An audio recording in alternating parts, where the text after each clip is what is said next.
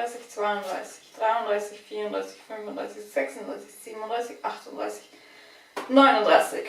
Hello, welcome to another episode of Susanne Cooked. We're on day 39 of the Austrian lockdown. We're about 1 week away from all the shops that are beginning to open again. I have no idea when I'll return to work, but probably in May, at least I hope so. But what has also been influenced is not only my work habits, but also travel habits, because I was supposed to drive to Potsdam and Berlin in June again. The idea is pretty much cancelled, which is sad, because last time I was in Berlin, Silva discovered that I have never eaten asparagus.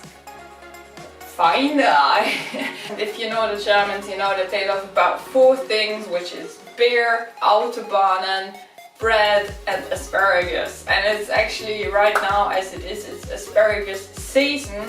So I decided to compensate this by cooking asparagus risotto, and I'll show you how this is done. And because I have no idea if I'll be able to visit you, Silva, this year, this video is very much dedicated to you and your love for asparagus, and thank you very much for all the tips that I'm going to pass on right now. Asparagus risotto is not that hard. You need asparagus and risotto and some special bits that you always need with risotto. So what you do need is white asparagus. So the first asparagus I bought was from Bavaria, which was very fitting given the fetish of asparagus. But this one is from Slovenia, which is very fitting because we're all citizens of the European Union and it unites us. Ouch! Which also means that I'm allowed to cook this. What we need to do first with this is simply wash it and peel it.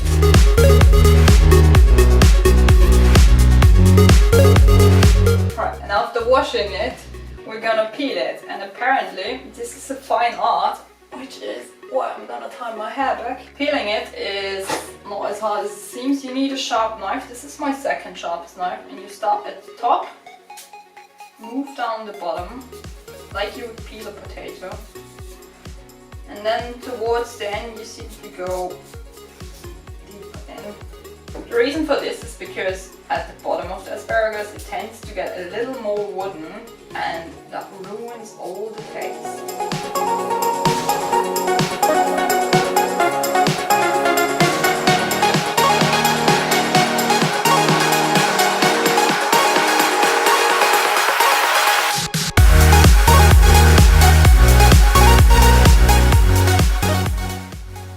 Now you may be tempted to throw these peeling, that's a hair. And now you may be tempted to throw these into the bin, but don't, because we need them. I'll turn on this heat slightly and throw them into a pan.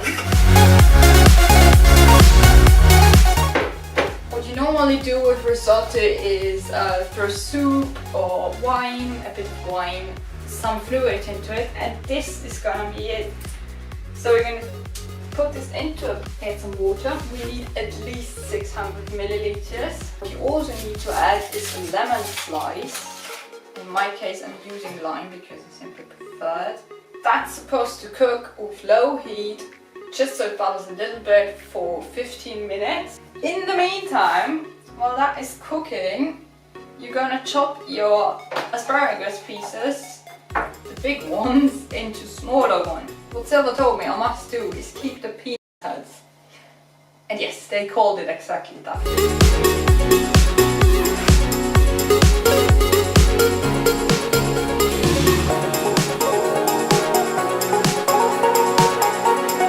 That has cooked 50 minutes, so we now have to lift it out.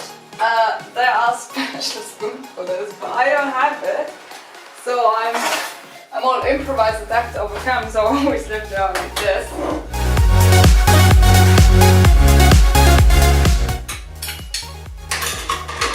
And what this is now is trash. Then we add the chopped asparagus pieces in here, and we let it cook for about 6 minutes. In the meantime, we can start with the action of actually getting the risotto ready, for which we need to chop an onion and another pan. You know, risotto always needs 2 pans. So we warm it up here. We pour, I think, usually I make my risotto with olive oil, but because this is German and special, we will use butter. And in the meantime, we'll chop the onion and also put it in here.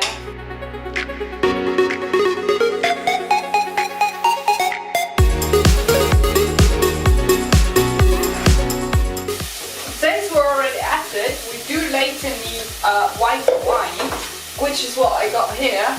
It's been standing there the whole time, not because of converting to alcoholism.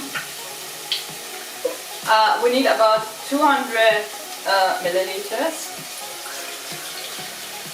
That's a bit more, never mind. If you don't want to use wine, that's perfectly alright.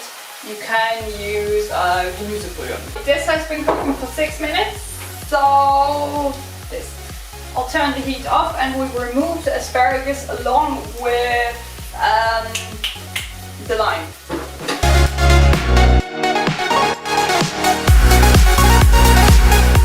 We will now add the risotto rice to the actual risotto. So as this cooks, the risotto does become sort of transparent, like a window. And if that is the case, you know you can add your fluid. And you know, risotto always demands your full attention. One time I decided to hang up my washing while making risotto, and that really did not end well. Start by adding the wine, so slowly.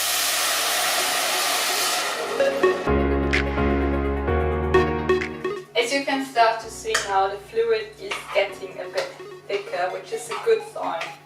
And at some point it's going to become really sticky. Then you can add a little bit more and so on. Overall, this process takes about 40 minutes. Sounds long, it's long, I admit.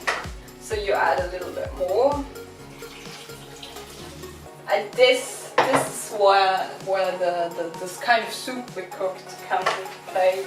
And you simply continue to do so until this is empty.